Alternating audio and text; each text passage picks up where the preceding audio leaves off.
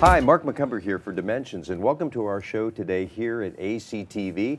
My special guest is Stanley Ndambakuwa, and Stanley's been with me once before, not too very long ago, when we talked about a lot of great things that he has going on with his foundation. And tell us a little bit about what you've been up to in the last year or so since we met and had our original interview. What's been going on for you? 2014 has been an exciting and challenging year, but I'm happy because we managed to have new board memberships. Oh, good. And we managed to work with the board and our team to do more fundraising activities, and which really made us to make much progress on our programs. Good. Yes. Good, good. Well, it was quite an undertaking. You were telling me all about how you visualized getting this whole foundation started and working to educate and bring this great program to the world, really, because you've been traveling a lot. So tell me about some of the things you've been up to in this last year. What we did is we managed to really establish the organization and have it working in Zimbabwe. So we established our office in Harare, and we have increased the number of beneficiaries in Zimbabwe. And we now have 8 beneficiaries in Zimbabwe, and 5 of them are women, are girls, and 3 of them are men, because we try to give more opportunities to women and girls, not because they represent a larger part of the society, but because they in the societies that we work, they look as if they are a bit more vulnerable and more deprived in a way. So we want to empower women so as to have an equal distribution of our services. But we also think that men have got a more opportunity. They can do more things than what women can do. So education can actually open more doors for women, and the same way it does for men, but for women it would be the greatest tool of empowerment. So we try to give more opportunities to women. Is there an age group that you work within, or is it broad spectrum and you work with a lot of different age groups?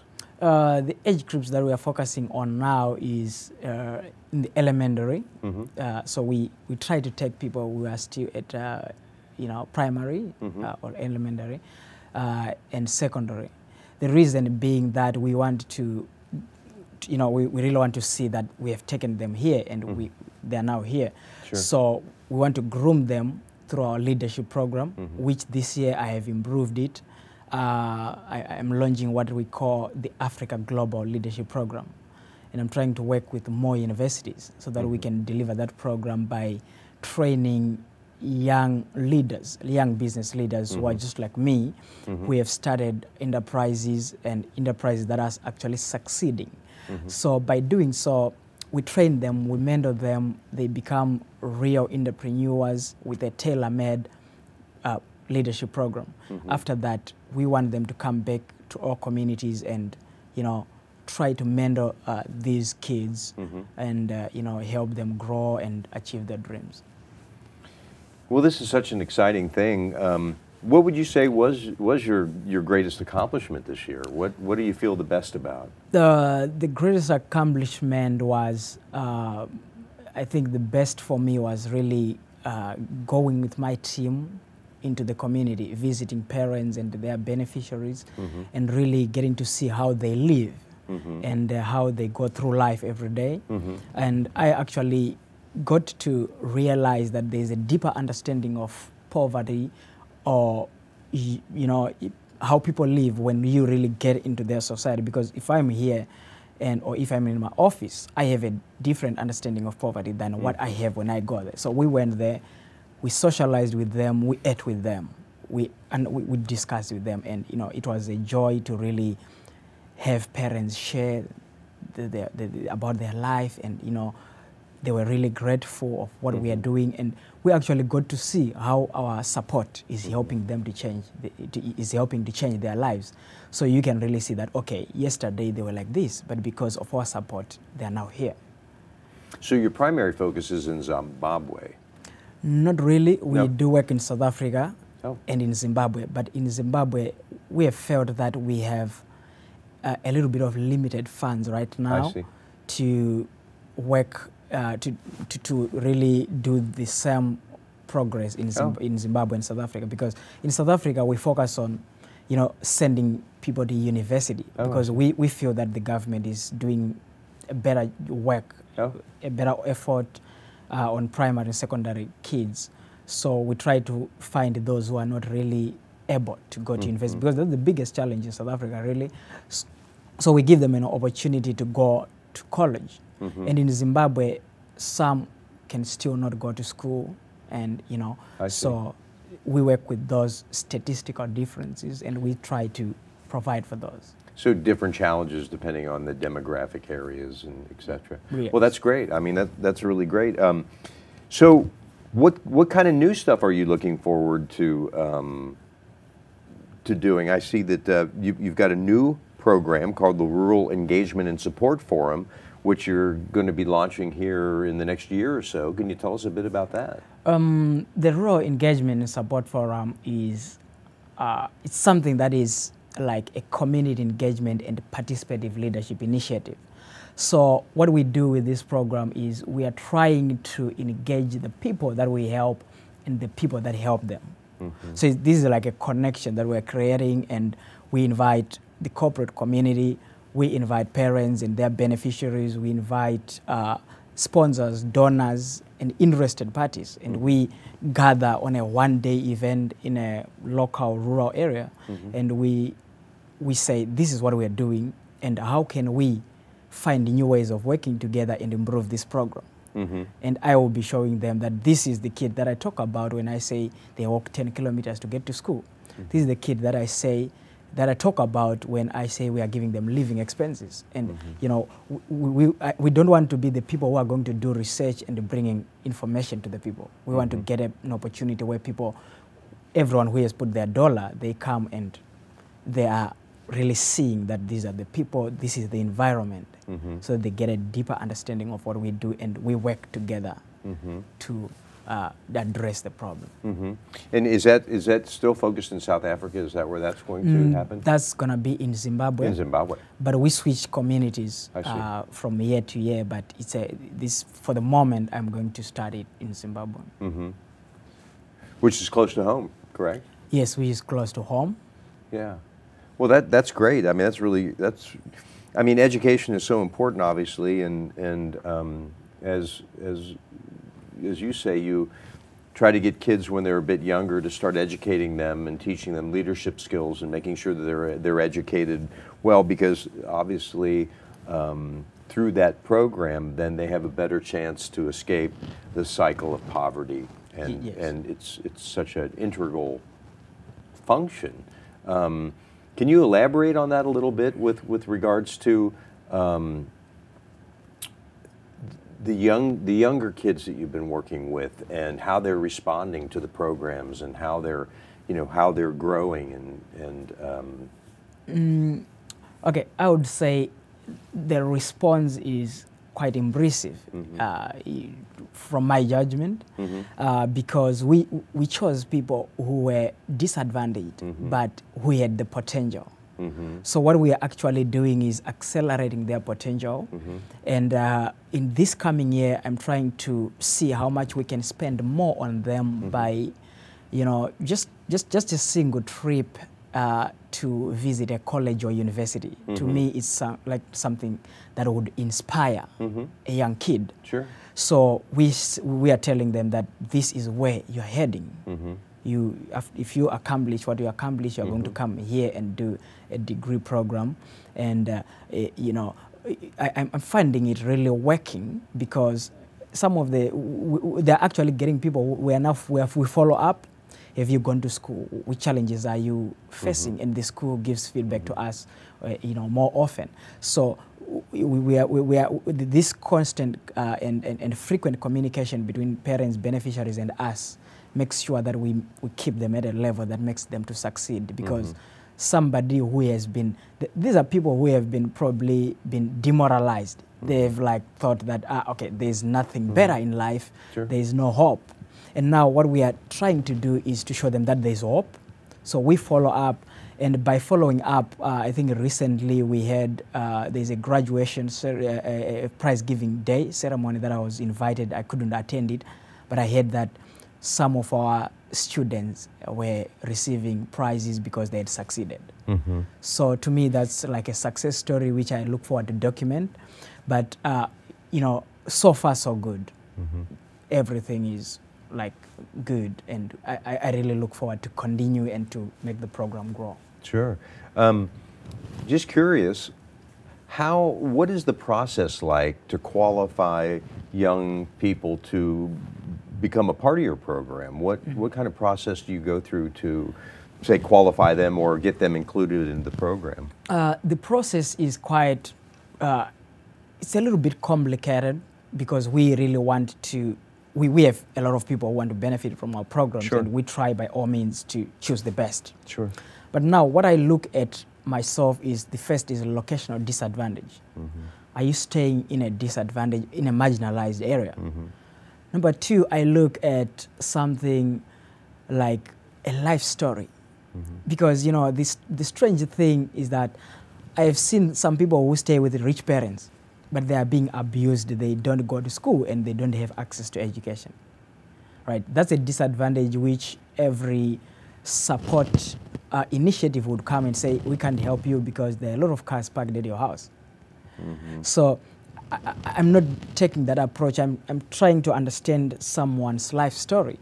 Because somebody is staying with rich parents, but is an orphan who is just being given food and such kind of assistance, but he has got people who are abusive and is not having access to education. At the end of life, that person will fail. Mm-hmm. So I understand people based on their life story, but most importantly, you should be following the most immediate person we take is the person who falls in the category of orphans, people who are beneficiaries of low-income citizens, you know, people who are disabled, and the people who are just affected by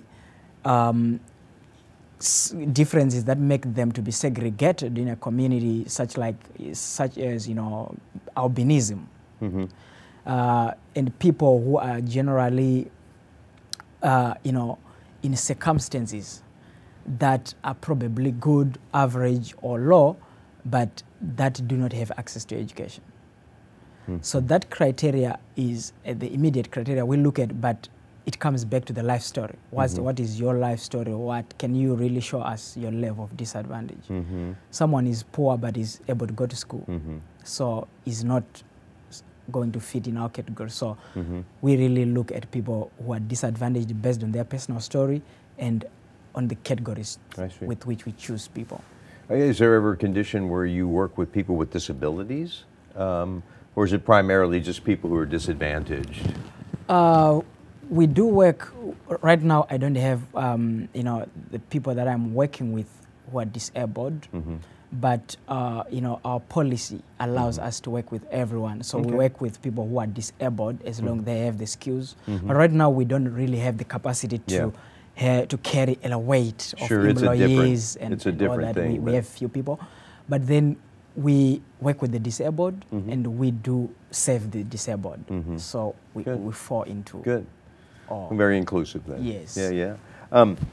So what a great program, and you know, it's really exciting work. And as a young man, it seems to be a lifelong passion for you, something that you're really putting your heart and soul into, and something that as we were talking a little bit before the show about getting started in anything in life, whether it be a business or a foundation or anything, mm-hmm, really takes a lot of passion. It takes a lot of internal fortitude and strength and vision and perseverance to overcome the obstacles to grow a new endeavor.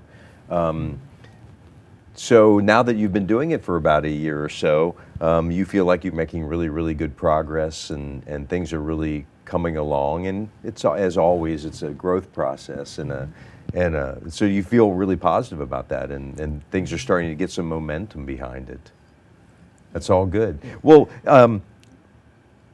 on that note, What kind of other positive change do you feel, especially as it relates to your homeland in Africa? What kind of positive change would you like to see happen in your homeland? What would you like to see different? The first and more foremost thing that I would like to see different is to have young people groomed in a way that makes them to to see, okay, to find solutions that are global, or to treat the world in a global way. I want, every young person to really be groomed in a way that makes them to make positive influence, or whatever they are doing, to be focused on a global, a global impact. Sure. Because I really don't believe it's only Africa that has got problems. Absolutely. Problems are all over in the developing world, sure. and even in the developed world. That's why my fundraising activities that I'm doing here, and I think from next year, I'm trying to find a way that whatever I get here might probably find a way of, also helping some few local people. Because I really meet people who are disabled, some people who are suffering. But of course, suffering here is to a way different level than it is from where I come from. But then I want to find a way of working together with people who are local and show them that I have an appreciation of also their needs. So probably we can fundraise 100%. But I see nothing hurting with me taking 5% and helping a disabled kid to get a wheelchair. Right. So, but that's not really what we are going to do, but we are going to find ways of how we can work and distribute our efforts. We can participate in conversations, forums, programs that needs us to come with our mental resources and support the advancement of whatever is happening here. So I'm really becoming interested in USA. I'm becoming a person who wants to be involved in the community. So I'm feeling like USA is more like my home now, because I'm really proud of the support that I'm getting from people here, and even the people at home as well. But I really want to be part of you. I need to be part of this country, and in as much as Americans are being part of my work and our programs. Well, I think that you touch base on a really important thing, and I think that when you're trying to instill a global thinking to any young person, that really has to be what happens for everyone. We all need to start thinking more globally, because we are one planet, dealing with one sun, one earth, one series of waters. So it's very, very important. I think that young people especially are educated and taught that it is an integral world, and that we're all a part of that, and we all need to take responsibility for it. So I applaud you for that, because I think that's a really important body of work, and I think there's a lot to that, because I think once that you become global in your perspective, that it gives you a whole new outlook on things, because we really are one planet. So it's great. So I do applaud you for that, because I think that's a really important factor, especially to get young folks to understand that, and that will go a long way with all of your work to have that done. Yes. Do you ever do? I mean, you work. You're much like a lot of us, where we all really focus on our careers, and we work and we work and we work. And what do you do for fun? What do you? Well, there's something that I like, which is called geography. Oh. Not because that's what I studied at school, but I like it because it's a little bit more diverse, and you get an opportunity to study interesting topics like population dynamics, get to know how people interact with their environment. But most importantly, this is what I do for fun. I like talking to people and meeting new people and really making friends. So I came to a point that I now see everybody as my friend. Mm-hmm. I hope that's not suicidal when you see everybody as a friend. Yeah, yeah. I really like just talking to people, meeting new sure. people, and making friends. Well, I think that's a very positive trait for being part of humanity, is to be open to new people and get to learn by experiencing people and talking to them about their particular perspectives on anything. And I think it gives you a broader base of knowledge than at that point when you open up. Do you play sports? Do you do anything fun like that? Do you play golf or? I'm interested in basketball. Basketball. But I'm trying to find ways of learning it. Yeah. So I get in a shop, I take that ball, I try to buy it, but I'm asking myself, who is going to teach me? Sure. But I really like the fun in it, and I really got motivated after watching this movie, Coach Carter, and it was really interesting, and I said, okay, that's the game. Well, I think it's important to have balance in life, and, Yes. and it's you can work, but a little bit of play, Yes. helps keep things in balance and in Balance. perspective, and that's all good. Sure. Well, you had mentioned that you're really starting to feel like the United States is becoming home for you, and I know you have family here, and you've been traveling a lot and experiencing a lot of things, and what you mentioned a little bit that it's starting to feel like home. Is there anything particularly you walk away from the United States that has inspired you in any special way? I think what has inspired me here is the young people. I'm not trying to say the outside world there doesn't have people like that. But the young people that I've met in this country, they are so energized, they are motivated, they are innovative, they are creative. So I've met very young people that are like at the age of 14, 16. They show you things that are very amazing that they are doing, and they already have a global focus. They already have a focus of changing their community and this and that. But I've also got an opportunity to visit a few universities, which include the Michigan State University, and I got an opportunity to meet and talk with Black American students and some African students, and do some presentations there and some motivational talk. And I visited University of Cincinnati and Cincinnati State Community College and Northern Kentucky University, and I've been meeting different young people from around the globe and locally. And what I really liked and what inspired me is that they are really motivated to change the world in different ways.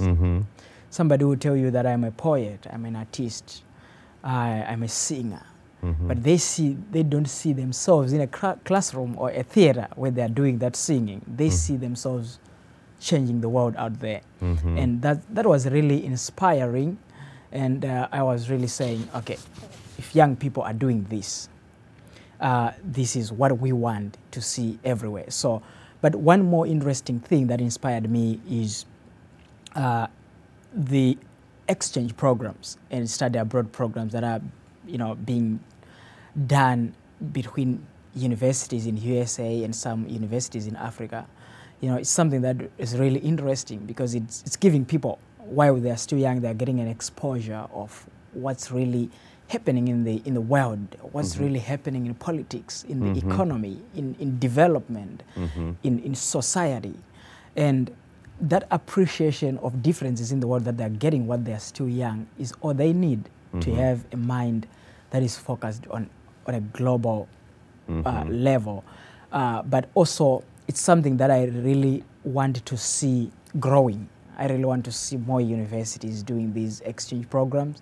And when I saw it, I just said to myself, this could be a potential new program for us, because I'm now starting to have thoughts of saying, when our beneficiaries have learned and are now ready to go to university, why don't I just partner with some universities in America and have our students coming here and doing some degrees and really learning what's happening in a developed world, so that when they go to the developing world, they have something different to really look at. And I imagined it one day that if one of my students in Africa would come here and they have just a one bus tour across the New York, that's probably going to change their life in a special way, because they are going to see amazing things. And so that's really one of the most things that inspired me here. It's a good motivation. Yes, and when I come here, I get an opportunity to meet some different people, some different CEOs who have succeeded in business. I get to meet community leaders. I meet people in the academics, in universities. I meet people in different industries, discussing about my projects, who are interested in knowing. But I get inspired because of the journey they also travel to get to where they are. If you hear a successful person really telling you how they moved from the ground or from a rural area that they were and where they are now, it gives me a picture of what we are really trying to do with our beneficiaries. Say, okay, this man is talking about me, he's talking about my vision and my passion, he's talking about what we are doing, he's talking about our programs, because we are trying to take somebody from the ground and have them to be that CEO, that business leader, that entrepreneur. So I think every detail of this country and every detail of the activities I have been involved in was very inspirational. Yes. It is inspiring. It is really inspiring. Curiously, I'm curious about your goals for yourself in the future, whether it become more education. Can you tell me a little bit about what you see for yourself in addition to your work? All right. In addition to my work, just like I said last time, is that I'm a geographer, but I'm trying to improve my qualifications towards development. So I'm going to be taking a new degree next year, in development studies, and from there I'm going to do public administration, and just for me to become more into what I'm doing, because this is what I'm gonna do anyway, for probably for life. So I really need to learn more about it. So I'm going to get more educated, even to PhD level, writing research, and what I'm doing right now, visiting communities and meeting people. It's kind of a research already. If I have to write a book, I will write it about my personal experiences and how I want people to learn from those experiences. So my focus in the future will be in growing more education in about the community, helping people, human development and all that. But also, I really want to make a difference in my family. I really want to develop my family into a world-class family. If I can do the best for my father and mother, my sisters, that's one achievement. And I also want to make sure before I grow old, I have changed the lives of many people. So my greatest desire is that while I grow personally, I want the programs to grow and have more people grow with me, because I don't want to grow alone. While I grow, let these kids grow. Let many kids, benefit and grow. Tell me about your greatest inspirations as far as people that you look at as mentors or people that have inspired you to go down this path. Because a lot of folks maybe focus on a career or focus on a body of work, but it's not always something that is so philanthropic as the path that you've chosen. Who's inspired you to go down this road? I have been inspired by various people, because I mean, inspiration is quite a funny thing, because you look at a leaf and you just see that, okay, this leaf is dying, And if I put water, it's going to grow and become fresh. And to you, you've been inspired and you've taken that and put it into real life. Now, I've been inspired by, different people who include, Andrew Taunashe. He has, really, besides focusing on the spiritual development of people, he has focused on the African dream. Like I said last time, that he taught me to live the African dream, to own it and to, to embrace it. And that's, to me, I'm inspired by such people because they are not doing the best for themselves only, they are doing the best for other people, they are doing the best for the world, because by achieving the African dream, we are probably talking about eradicating extreme poverty and hunger and empowering the lives of ordinary people. And I'm also inspired by people here in the United States, like, Christopher Che. He talks about his journey of life, how you grew up from a $50 to become a multi-millionaire business person, but he comes from just a background that I came from, and he has made it because of the passion. And he talks about this word that says "waste not." He really thinks if you have a passion, if you feel you have something that you want to do and you can do it, you don't have to waste any time. You don't have to wait for somebody to tell you whether you can do it or not. You just have to go and do it. I only came to see that my passion and my vision was possible when I went on to do it.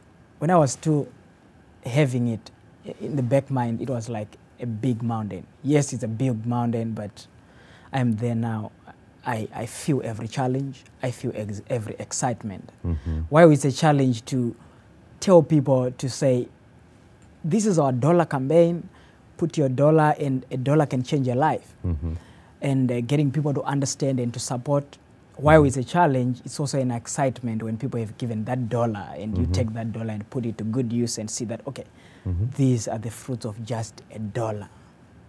So it's something that I will really be happy when more people keep checking our dollar campaign and give that dollar, because that's how we are changing lives. We are changing lives by just people giving a dollar each.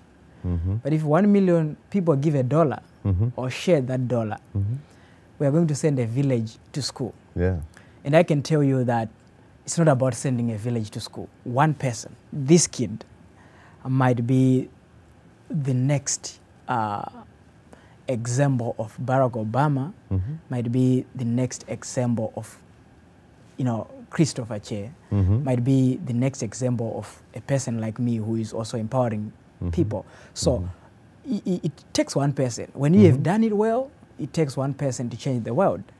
So I want people to see the value that is there in changing the world, and the connection that is there when we empower people, whether we know them or we don't know them. I'm coming here to America and I'm sitting on a nice chair and I'm enjoying all the beauty of this country. I don't know who made it. I don't know who really did all this good work, but it takes people who have, went out of their way to educate other people to be able to do it. Now we all come to America and enjoy whatever we enjoy, but it was done by other people. So you might really give that dollar and it probably it's not being used here, it's going to Africa and someone is going to school. But that person is really going to make a difference in a certain circle of Africa, which you are going to go and benefit from without you knowing it's them that did it. And how good is that? It's just an inspiration. Yes, inspiring words. Yes. Well, do you want to give us any more information? And I know we're going to be showing some things on the screen about how to contact you and your foundation and getting any donations that folks may want to forward to you to help continue your good works. Do you want to give us your website address? And yes, our website is acfegroup.org, and our email address is info@acfegroup.org. You can contact us at any time. You drop us a message. We respond to you friendly and with all the information that you need. And those who are willing to participate in our upcoming programs next year, I think I'm working on, you know, establishing, you know, an office in New York. And that office is really like the center of our operations here in the United States, and people are going to find a channel of contributing through that. And those who want to give and they want tax certificates, that's our meeting point. So when they go to our website, we already have an office in New York. We already have a working place, and we already have people responsible. So you know, they can email us, they can contact us whichever way. In the website there's a form, you can fill it out, and we'll respond and find ways in which we can work together. Any other parting words you'd like to give to our audience here today? I beg your pardon. Anything you would like to say to the audience to inspire them to any words of wisdom or? All right, this is what I would like to say. The most important is to thank you. I'd like to thank you, everybody who has given their dollar. And I would like people to know that the dollar that they gave us is what has made us to be here. And I know that everyone out there is passionate about changing the lives of others, and they care about the lives of other people. And I would like to encourage them that this is not my journey, it's not your journey, it's our journey. And I would like to see people going out of their way by spreading this word, coming and joining us at our fundraising events, joining us in our programs, and getting an opportunity to visit to Africa and really see where we put their dollar.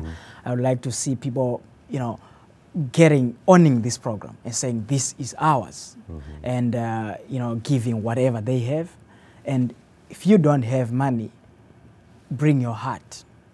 So you can simply travel and come and see these kids, talk to them and inspire them. So this is what I can say to the American community. And I thank you so much for your hearts. I thank you for your generosity and kindness, and for really giving the value into things that have to do with the empowerment of the black people, the empowerment of Africans, and the empowerment of the disadvantaged.